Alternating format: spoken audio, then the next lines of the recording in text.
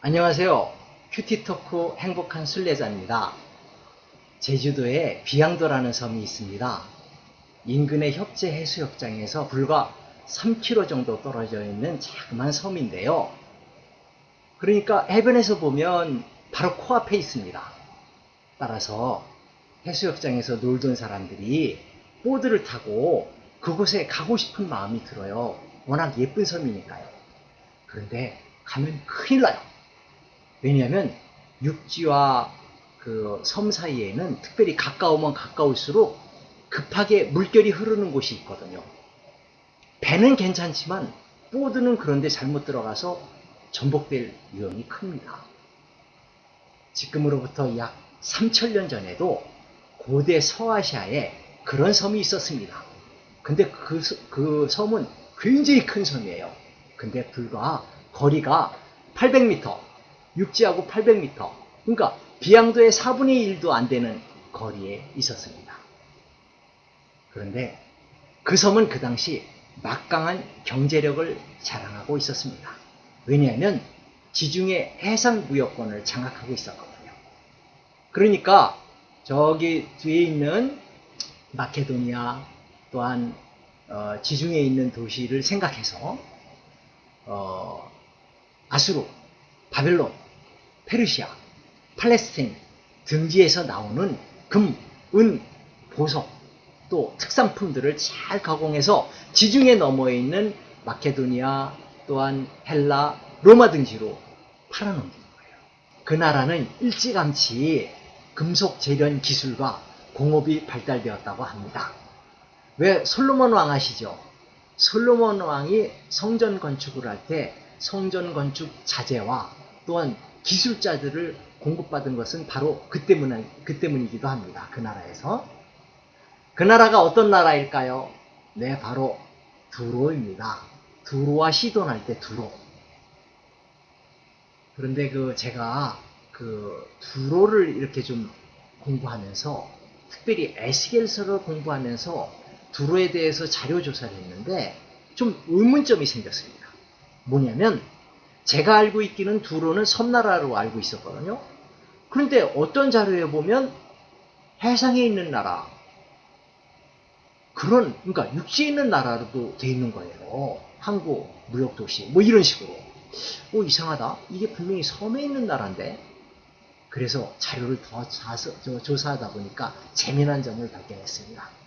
여러분, 두로가 섬나라일까요? 해상에 있는 항구도시일까요? 네, 둘 다 다입니다.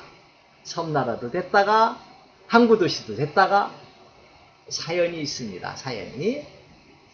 두로에 한 10세기 정도에 들어와서 두로에 히람이라는 사람이 왕이 됐습니다.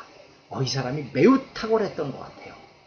바로 이 히람이라는 사람이 그 솔로몬 왕하고 교역을 하던 사람입니다. 어느 날 이 사람이 왕이 돼서 해변을 거닐다가 800m도 안 떨어져 있는 큰 섬을 발견했어요. 그게 이제 바로 이제 돌섬이죠.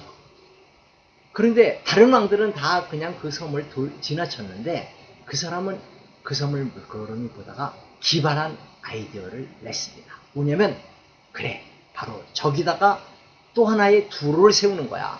그래서 두로를 두 개로 만드는 거야. 하나는 섬에 있는 두로, 하나는 육지에 있는 두로. 그렇게 되면 장점이 뭐냐면요. 평상시에는 육지에 있는 항구에 있는 두로에서 해상무역도 하고 또한 경제활동도 해서 돈을 많이 벌고 있다가 전쟁이 나면 보따리 싸가지고 섬으로 들어가는 거예요. 그렇게 되면 바다가 막아주잖아요. 바다가 적들로부터, 적의 공격으로부터. 그래서 그 아이디어가 적중했던 것입니다. 두로가 옛날부터 돈이 많아가지고요. 주변 나라들이 계속 침략을 했거든요. 근데 전쟁이 나면 정말로 섬으로 들어가면 바다가 막아주잖아요. 바다가. 아무리 막강한 군대라고 하더라도 섬나라를 들어가려면 어떻게 해야 됩니까? 배를 타고 들어가야 되잖아요. 그런데 바다가 턱하니 막고 있으니까 기가 막히게 그 작전이 맞아 떨어졌던 것입니다. 마케도니아의 막강한 왕 알렉산더 왕이 쳐들어왔습니다. BC 300년경입니다. 근데 알렉산더라고 별 수 있나요? 아니 바다가 턱하니 막고 있는데 어떻게 해요? 알렉산더가 부하들에게 추상 같은 명령을 내렸습니다. 바다를 육지로 만들어 버려! 아이고. 알렉산더가 누구입니까?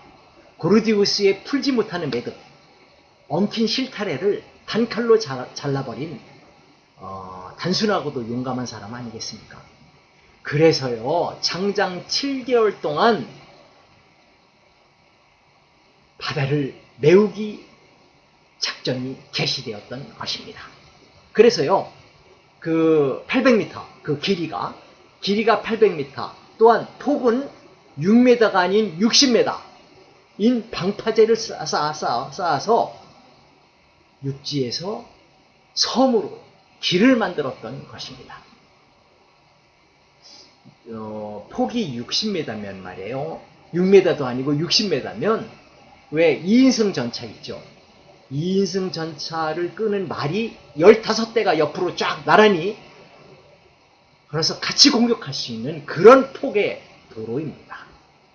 그 길이 완성되는 날 부하들이 너무 화가 나서, 왜냐면 7개월 동안 고생했잖아요. 장장 7개월 동안.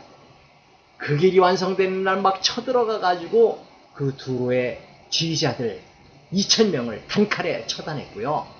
또 시민 백성들 3만 명을 잡아서 포로로 잡은 것도 아니고 노예로 잡아서 팔아넘겼대요. 얼마나 화가 났던지. 그 일은 불과 BC 322년경에 일어났던 일이었습니다. 비양도가 지척에 있다고 하더라도 절대 보드를 타고 가면 안 돼요. 보드 전복되면 죽을 수 있어요.